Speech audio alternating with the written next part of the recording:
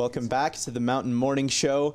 April is National County Government Month, and Summit County's theme for this year is serving the underserved. And what not a better organization here in the county than People's Health Clinic to represent that theme. For that, here I have Beth Armstrong, the Executive Director of People's Health Clinic, Julie Stevens here, who's a board member and volunteer, and Megan Miller, who's the Development Manager over at People's Health Clinic. How are you ladies doing this morning? Good, thank you. Thank you so much for joining us. Absolutely.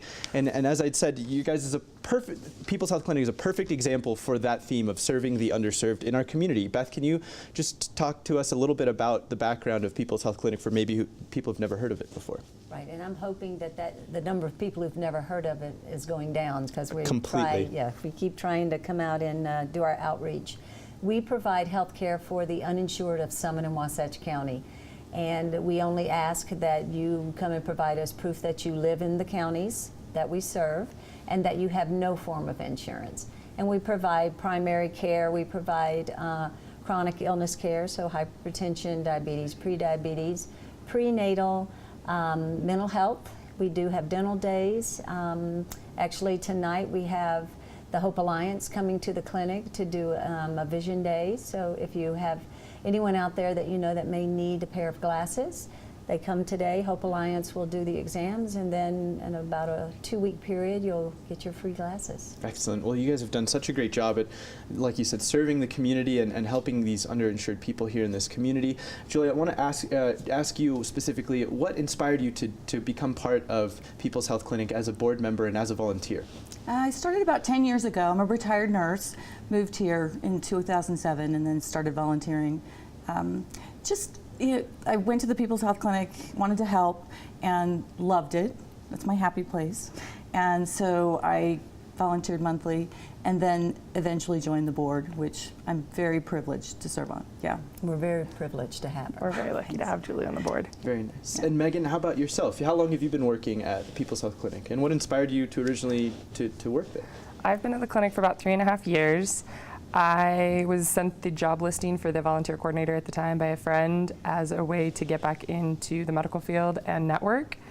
And I read a little bit about the clinic before my interview and fell in love with it. It was everything I had been looking for, serving and giving back and working with people that genuinely wanted to make a difference. And I walked in the door and I knew that I was probably never going to leave. Well, that's great. I was going to say, I'm sure you guys can always use more volunteers, and it sounds like is the best volunteer job you guys have ever had, right? Yes. So it sounds like it's really great. How is it to serve your community in that way? What does it feel like to be that force for greatness here in this community?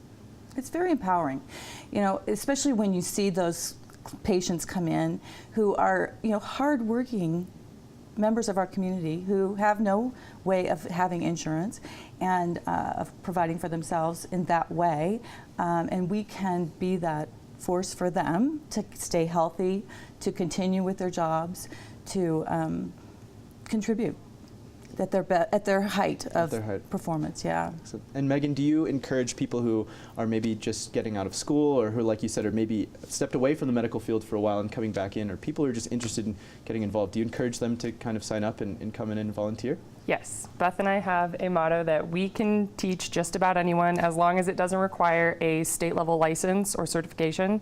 We can teach you to do it at the clinic, and we have a variety of volunteers from people with nursing backgrounds like Julie to community members that have law degrees and have learned how to take vital signs. Wow. So anybody that wants to get involved and give back, I will work with, because their heart's in the right place, and those are the volunteers we want.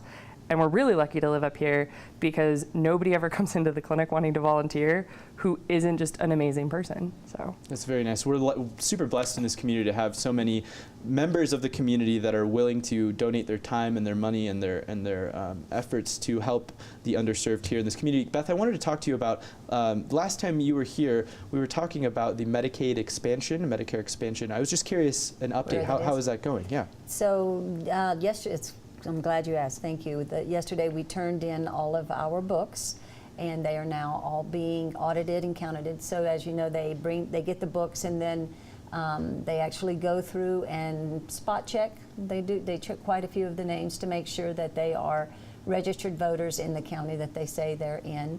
You have to have a representation of 26 of the 29 counties.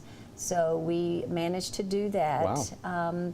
We have all the signatures that we need at this point, as long as they don't disallow, a large number of them. So what's the next step from here? After the audit, the ballot, I guess you could say, what comes after that? So if it passes and we have the 113,000 signatures that were required, yeah, a lot of support. lift. That's great.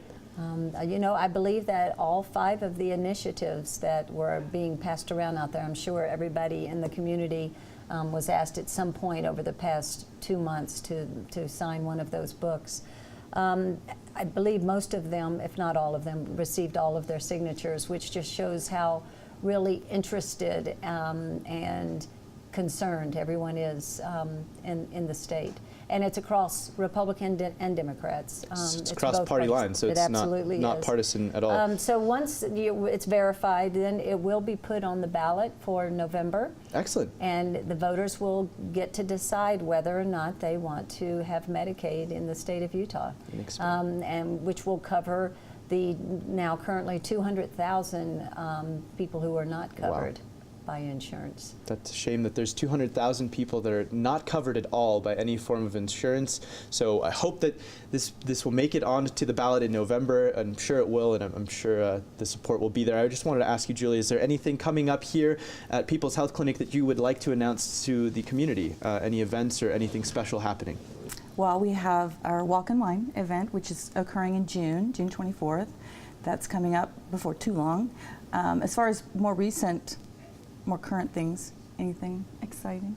No, nothing really exciting other than our day-to-day exciting. Day-to-day exciting, absolutely. Yeah. So if you need some good health care in the community and you don't have the money to do so, you can head over to People's Health Clinic. If you have time to volunteer and you're interested in volunteer, you can do that as well. Where can people go to sign up to volunteer?